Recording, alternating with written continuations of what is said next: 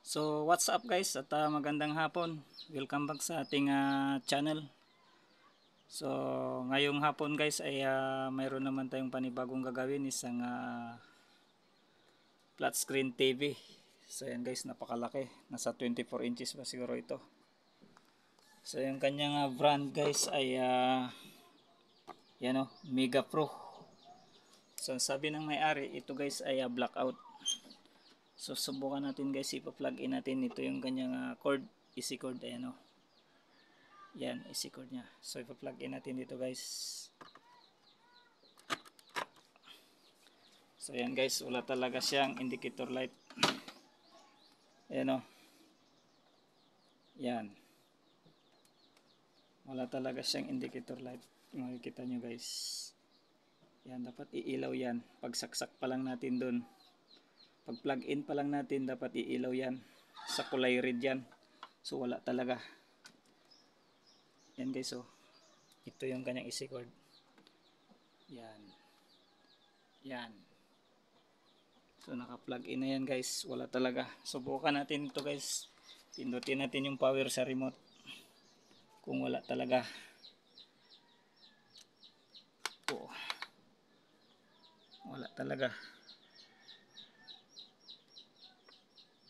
Wala talaga guys, blackout talaga.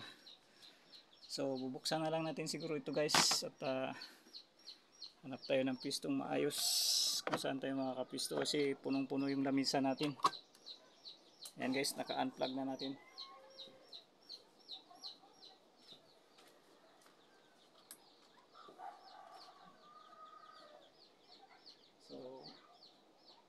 So kaya tayo pipisto nito, puno yung lamisa natin guys.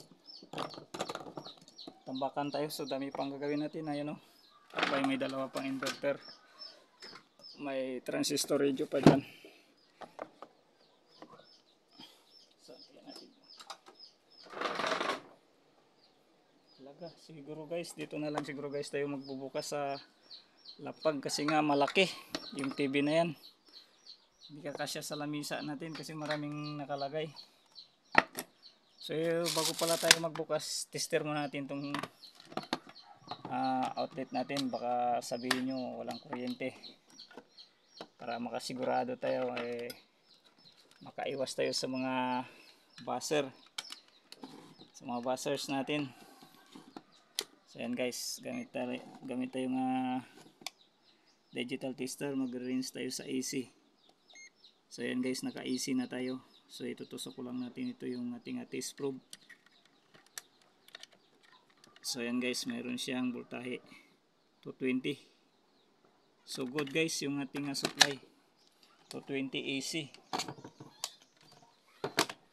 So sa madalit sabi, blackout talaga yung ating flat screen TV.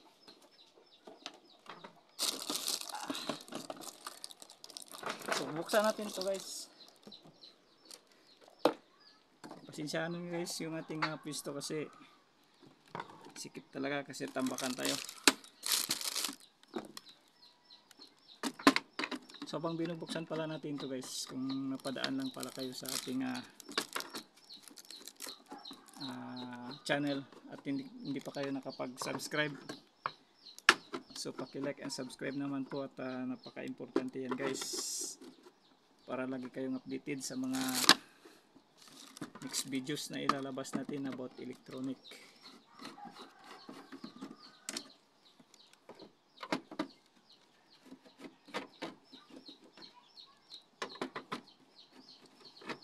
Then paki-share na rin po yung ating video kung nagustuhan nyo.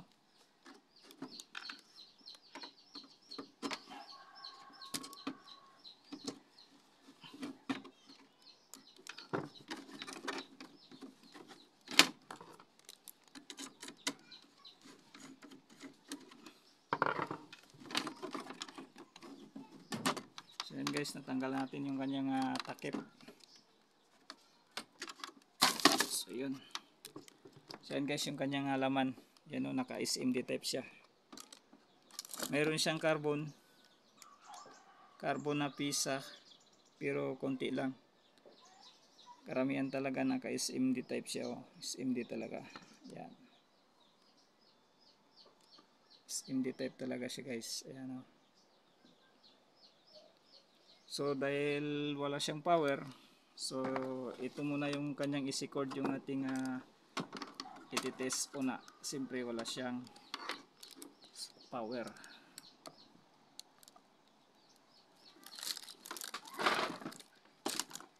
So gagamit tayo guys ng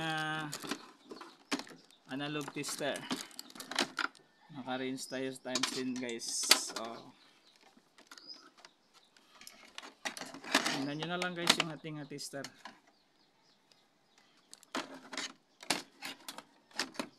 Yan o, tingnan nyo na lang guys. Calibrate ko muna guys. Ayan o, pumitik yung ating tester. So ito guys yung kanyang plug. So dito ko lang itatap yung ating test probe, at ito yung pula ay tutusok ko dito sa kanyang input AC. So yan guys, pumitik yung ating tester. Yan o, pumitik siya. Yan o, tignan yung ating tester guys. So dito naman sa kabila. So yan guys, pumitik din. So ibig sabihin good yung ating cord. Wala siyang sira. So dito tayo guys magpo-focus sa primary drive. Primary section tayo guys. Ayan o, kita nyo yung may guhit na yan na puti. Yan guys yung kanyang power supply. So dito tayo magpo-focus sa primary. So pag good siya, dito tayo sa kanyang opticoupler. Pagtawid niya dito sa secondary, pag may voltahe siyang tumagos dito, ibig sabihin dito tayo sa secondary magpo-focus. Secondary tayo. So yan lang muna guys, at kakalasin lang muna natin ito yung kanyang mga tornilyo guys. So yan guys, at may nakita na akong kahina-hinala guys.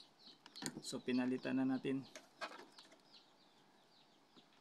Ito guys yung ating tinanggal oh. Yan oh. Yan, dalawang paa. Balik tatlo guys, cutting yung gitna. So dalawang paa lang. Nakakabit regulator IC yan guys. So dito tayo guys. Ito yung pinalitan natin kasi nga guys, may duda na ako. So ito guys yung pinalitan natin. Yan oh. Yan. Pinalitan natin yan guys. Saka ito guys yung kanyang opticoupler, medyo nag-uka din siya, umuka konti. So para makasigurado tayo, ni-resolder ko na rin. So yan lang muna guys yung ating ginawa, at magti-testing muna tayo. Ito yung opticoupler nag-uka konti. Pero ito guys pinalitan natin. Yan. So ibabalik lang muna natin to guys, at magti-testing na tayo. So ayan guys, nabalik na natin yung kanyang motherboard, at nabalik na rin natin yung kanyang mga tornilyo. Ayan o. So magti-testing na tayo, at ayan, wag muna natin siguro ito guys takpan. Wag muna natin siguro ito ibalik. So magti-testing muna tayo kung good na ba siya. So kung good na siya, saka natin ibabalik yung kanyang takip. So medyo natagalan din tayo guys sa pag troubleshoot nito kasi sobrang liliit, naka SMD type siya guys. So swerte natin guys at walang SMD na tinamaan, at walang pisang maliliit na tinamaan. So swerte natin. So ipa-plug in na natin to guys. So titingnan natin to guys kung may power na ba siya. So yan guys, sinasabi ko, pag naka-plug in, so mayroon siyang indicator. So kanina talaga wala siyang indicator light. So yan sinasabi ko. So tingnan natin kung magdi-display na ba ito. Sana ba yung remote? Sana ba yung remote?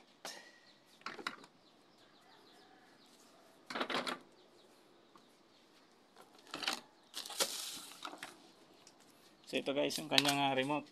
So pipindutin lang natin to guys yung kanyang power sa remote. Ayan o. Tingnan nyo. So ayan.